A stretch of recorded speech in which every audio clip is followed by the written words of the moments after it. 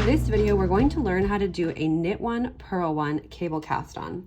What that gives us is this right here. So it's going to look almost like a tubular cast on. It's perfect for when you're doing a knit one, purl one rib, especially if it's something that you're gonna fold over, because sometimes a cast on will have a clear right side, wrong side. With this, it's great because if you want this hat, which can be reversible, it will look great this way or fold it on the other side.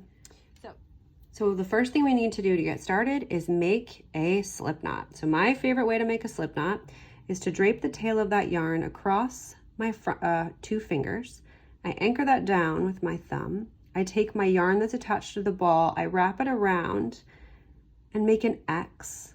And then I turn my hand over and I grab that yarn from underneath and I tug.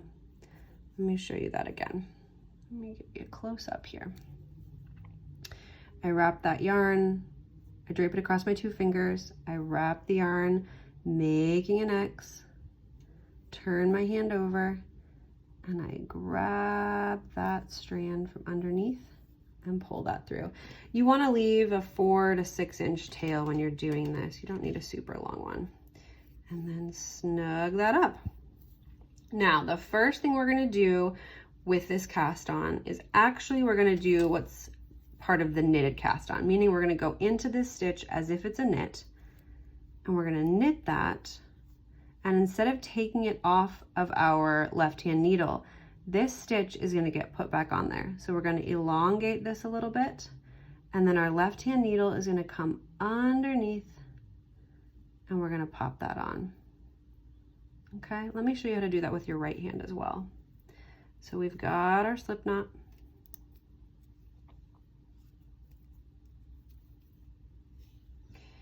We are going to go into that stitch as if it's a knit. We're going to knit it, and instead of taking it off, we're going to elongate that and put that back onto our needle. Now, the next thing we're going to do for our cable cast on is we're going to do a purl one. So if you're familiar with the cable cast on, instead of going into the stitch like a knit, you're actually going to go between the two stitches so that the needle is between the two. Now to do a purl, you're going to come in from the back. All right, so we're going to come in from the back and we're going to purl that guy. I'm going to elongate that and bring that back onto our needle.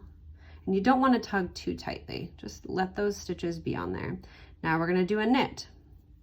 So we're going to go in between those stitches through the front. We're going to knit those, pull that new stitch through, elongating that, letting that left hand needle come up underneath and gently closing that. Now we're going to do a purl.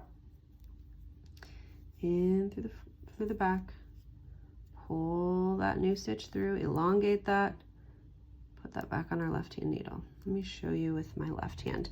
Now, if you were to put this down for some reason and you're like, oh no, did I just do a knit or a purl?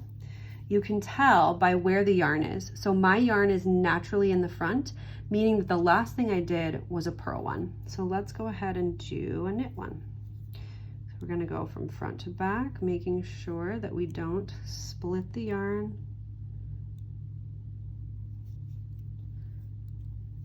There we go. We're gonna knit that. Pull that through, elongate it, put it back on our left hand needle. So now the yarn is naturally in my back, so I know I just did a knit one. So we're going to bring it to the front and we're going to do a purl one.